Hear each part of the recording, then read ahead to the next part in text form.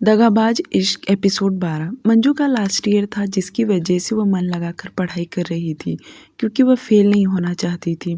Already वह अपने friend से पीछे हो गई थी और दूसरी बात वह पैसे नहीं वेस्ट करना चाहती थी। वह बार बार फेल नहीं होना चाहती। उससे एक बार जो गलती हो गई वह गलती नहीं दोहरा सकती। मंजू नोटबुक और टेक्स्ट बुक शॉप के अंदर लेकर बैठी थी। जब उसके पास फ्री टाइम रहता तो अपनी पढ़ाई करने लग जाती थी क्योंकि ललित ने ही उसे ऐसा करने के लिए कहा था। क्योंकि जब फेल हुई थी तो शॉप वालों को भी तकलीफ़ हुआ कि वह इतनी मेहनत कर रही है और फेल हो गई। विशाल ने जब से मंजू से बातें करना बंद किया था तब से वह एकदम से उदास रहने लगी थी। पर अब फिर से उसका चेहरा खिलखिलाने लगा क्योंकि तेज उसे बहुत हंसाता था। क्योंकि उसने नोटिस कर लिया था कि वह बहुत उदास रहती है, शांत रहती है, एकांत में अकेली बैठी रहती है, जिसकी वजह से तेज दिन में सबका मजाक बनाता था, यहाँ तक कि खुद का भी मजाक बनाता था और सभी लोग उसकी मजाक पर हंसते थे। तेज की बातों पर मंजू भी हंसने लग गई थी, बल्कि मंजू अब बहुत ज़ोर ज़ोर से हंसती थी। अब वह अपना पहले वाला वक्त भूल रही थी। तेज हमेशा यही कहता था, जब मैं शॉप ओपन करूँगा तो मैं मंजू को कैश काउंटर पर बैठाऊँगा, तुम मेरा कैश का अकाउंट संभालोगी। तेज की बातें सुनकर मंजू लंबी वाली स्माइल करती थी और कहती, ज़रूर मैं आपकी शॉप में काम करने आऊँगी। धीरे धीरे वह दोनों की बॉन्डिंग बहुत स्ट्रॉन्ग बनते जा रही थी। एक बार तेज अपनी फैमिली के साथ कहीं बाहर घूमने गया था और जब वह घूम कर आया तो शॉप में सभी के लिए कुछ न कुछ लेकर आया था और मंजू के लिए उसने सेपरेट लाया था और साथ में उसके लिए गिफ्ट फैंसी कंगन लेकर आया था, जो देखकर मंजू खुश हो गई। पर उसने मना करते हुए कहा, नहीं, मैं ये नहीं ले सकती, घर वाले पूछेंगे तो मैं क्या कहूँगी। जो सुनकर तेज उसे गौर से देखने लगा और मुस्कुराते हुए कहा, घर में कह देना कि तुम्हारी रीतू दीदी ने लाया है। उसका यूँ अचानक से आइडिया सुनकर मंजू हंसने लगी और फिर भी वह मना कर रही थी, पर तेज ने ज़बरदस्ती उसे दिया। मंजू को मजबूरन लेना ही पड़ा। एक दो बार तेज ने मंजू को अपनी गाड़ी से उसके घर भी छोड़ा था। उन दोनों का कॉन्टैक्ट नंबर एक दूसरे के पास था। ज़रूरत पर तेज ने कई दफ़ा उसे कॉल भी किया था। मंजू उसके साथ एकदम हिल मिल गई थी। तेज को देखकर तो इतना पता चल गया था कि वह मंजू को लाइक करता है, पर मंजू की तरफ से ऐसा कुछ नहीं था। एक साल बाद, आज पूरा एक साल बीत गया। मंजू ने लास्ट ईयर का एग्ज़ाम्स दिया और वह पास हो गई। जैसे उसका रिज़ल्ट आया कि वह मिठाई का डब्बा लेकर शॉप में बांटने लगी। अब तो तेज मंजू के बारे में काफ़ी कुछ जान चुका था, उसकी परिस्थिति के बारे में भी, और तेज को भी यहाँ ट्रेनिंग लेते उसे बहुत ज़्यादा एक्सपीरियंस हो गया था। अब वह शॉप डालने का लोकेशन देख रहा था कि कौन से लोकेशन पर शॉप ओपन करे ताकि उसका बिजनेस अच्छे से चलना चाहिए। पर इन एक सालों में तेज और मंजू बहुत क्लोज आ गए थे, बल्कि अब मंजू तेज के साथ खुलकर बातें करती थी। तेज जो भी पूछता था वह बताती थी। मंजू तेज के साथ बाहर खाना खाने भी गई थी। वे दोनों जिस तरह क्लोज हो रहे थे, शॉप में सभी को समझ में आ रहा था कि यह दोनों एक दूसरे को पसंद कर रहे हैं। मंजू को इतना तो पता था तेज अच्छे घर का लड़का है और वह बहुत समझदार है। बिन कहे उसे सामने वाले का प्रॉब्लम समझ जाता है। एक दिन मंजू शॉप पर नहीं आई क्योंकि उसकी नानी की तबीयत खराब था और तेज ने उसे कॉल करके पूछा तो वह उदास मन से उसे बता दी। तेज गाड़ी लेकर उसके घर पहुंच गया तो सच में उसकी नानी की तबीयत खराब था। तेज खुद उन्हें अपने साथ हॉस्पिटल लेकर गया। तेज का इतना मदद करता देख नानी और मानसी सभी लोग आश्चर्य हो गए कि आज तक कोई भी उन लोगों का इस तरह मदद नहीं करता, पर आज पहली बार कोई बाहर का उनका मदद कर रहा है। तेज के प्रति मंजू के दिल में और भी इज्जत बढ़ते जा रहा था। थोड़ी देर में दवा लेने के बाद तेज उन्हें घर छोड़ दिया। उसके बाद शॉप पर आ गया और मंजू को घर रहने के लिए कहा। आज मंजू शॉप पर नहीं गई, पर हाँ मैसेज पर वह तेज से बहुत देर तक बातें कर रही थी। एक दफ़ा फिर से मंजू को तेज के प्रति दिल में कहीं न कहीं धड़कन शुरू हो गया था। दूसरे दिन जब मंजू शॉप पर गई तो तेज उससे काफ़ी देर बातें करने लगा और उसकी नानी के बारे में पूछ रहा था, तो मंजू ने सब कुछ अच्छे से बता दी। शाम को वह शॉप से निकली तो तेज भी उसके साथ ही निकला और तेज ने उसे अपने साथ कॉफ़ी पीने के लिए बाहर लेकर गया।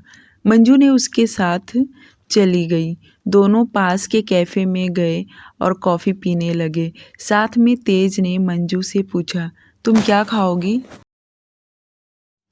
मंजू ने तुरंत मना कर दी क्योंकि उसे घर भी तो टाइम पर पहुंचना था। तेज ने आगे कहा, मैं तुम्हें तुम्हारे घर तक छोड़ दूंगा।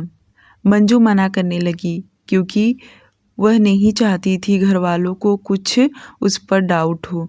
कुछ देर तक दोनों खामोश थे। उसके बाद तेज ने सपाट लहजे में कहा, मंजू तुम मुझे बहुत अच्छी लगती हो, मतलब बहुत अच्छी। मंजू तुरंत शर्मा गई। वह अपनी नज़र इधर उधर चुराने लगी। उसको इस तरह शर्माता देख तेज बोला, देखो तुम्हें शर्माने की ज़रूरत नहीं है। मेरे मन में जो था मैंने कह दिया।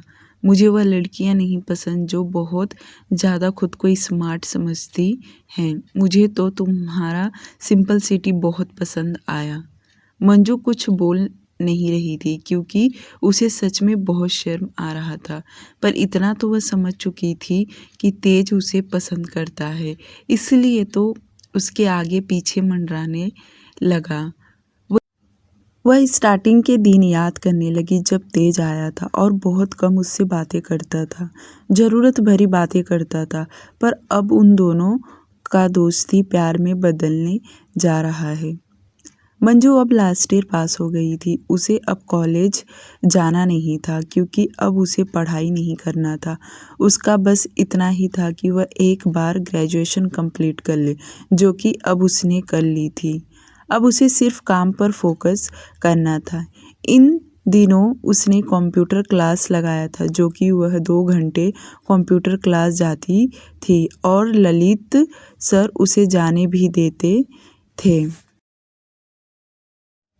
मंजू और तेज दोनों बहुत बातें करने लगे थे। तेज का प्रपोज सुनकर मंजू को विशाल की याद आने लगा कि वह भी ऐसे ही उसे पसंद करता था, पर क्या हुआ, छोड़कर चला गया। यह सब याद करके उसे बहुत दुख हो रहा था, पर आज नहीं तो कल उसे अपनी ज़िंदगी में आगे तो बढ़ना ही था। पर वह प्यार व्यार के चक्कर में नहीं पड़ना चाहती थी। उसकी फैमिली जहाँ उसके लिए रिश्ता पसंद करेगी, वह वहीं खुद को सेट करना चाहती थी। तेज भी कहाँ पीछे हटने वाला। वह तो हाथ धोकर मंजू के पीछे पड़ गया था, बल्कि उठते बैठते जागते सोते शॉप में जब वह रहती थी, कंटिन्यू उसे अपनी नशीली आंखों से घूरता था। और ऐसा नहीं था कि मंजू को नहीं अच्छा लगता था, उसे भी अच्छा लगता था। वह था ही इतना हैंडसम कि किसी को भी अपनी तरफ आकर्षित कर ले, और मंजू उसके तरफ आकर्षित भी हो रही थी। अब तो उसे विशाल का एक भी कॉल नहीं आता था। कई महीने पहले से ही एकदम से बंद हो गया था। मंजू का जब बर्थडे था तो तेज ने उसे बहुत ज़्यादा स्पेशल फील करवाया। वैसे वह पैसों के मामले में अच्छे घर का था, उसे किसी चीज़ की कमी नहीं थी। उसकी फैमिली बैकग्राउंड बहुत ही अच्छा था और वह खुद मालिक बनना चाहता था, इसलिए तो वह शॉप कैसे हैंडल करते हैं, कैसे मार्केटिंग करते हैं, वह सब चीज़ों की ट्रेनिंग ले रहा था। एक दिन नानी को उल्टी और बुखार हो रहा था, जिसकी वजह से मानसी उन्हें हॉस्पिटल लेकर गई। तो डॉक्टर ने सलाइन ड्रिप लगाया, जिसकी वजह से उन्हें रात भर रुकना था, क्योंकि शाम को उन्हें हॉस्पिटल लेकर गई थी। और जब मंजू शॉप से घर आई तब उसे पता चला, तो वह भी हॉस्पिटल गई। हॉस्पिटल घर से थोड़ी दूरी पर था और तभी उसे तेज का मैसेज आया और उसने मैसेज में लिखी कि मैं अभी हॉस्पिटल जा रही हूँ। मंजू का इतना कहना कि तेज भी परेशान हो गया और उससे पूछा कि क्या हुआ, कौन से हॉस्पिटल जाना है। उस हॉस्पिटल में तेज भी आया, जो देख मंजू को यकीन नहीं हो रहा कि तेज हॉस्पिटल आ गया है। जिस चीज़ के लिए वह इतनी तड़प रही थी, उसे कोई प्यार करने वाला हो, शायद भगवान ने तेज को ही भेजा। ऐसा तो कोई भी उनके घर में आदमी नहीं था जो हर वक्त खड़ा रहे, पर तेज एक मैसेज पर भागते भागते आ गया। यह देख कहीं न कहीं मंजू बहुत इमोशनल हो गई थी और उसका दिल यही गवाही देता था, यह तेरे लिए ही बना है। तेज मंजू की हर वक्त मदद करने के लिए तैयार रहता। मंजू जो भी कहती थी वह तुरंत उसे सलाह देते हुए बताता था। उसके पास गाड़ी था, वह तुरंत उसकी हेल्प के लिए पहुंच जाता था। धीरे धीरे वे दोनों बहुत ही क्लोज आ गए थे और तेज ने मंजू का ट्रस्ट जीत लिया। मंजू के घर वाले तेज को 2 बार देख चुके थे। उनके नज़र में तेज की इज्जत और बढ़ गई थी। वह उसे बेटे का दर्जा देते थे और वैसे भी उन्हें पता था कि यह भी शॉप में ही काम करता है।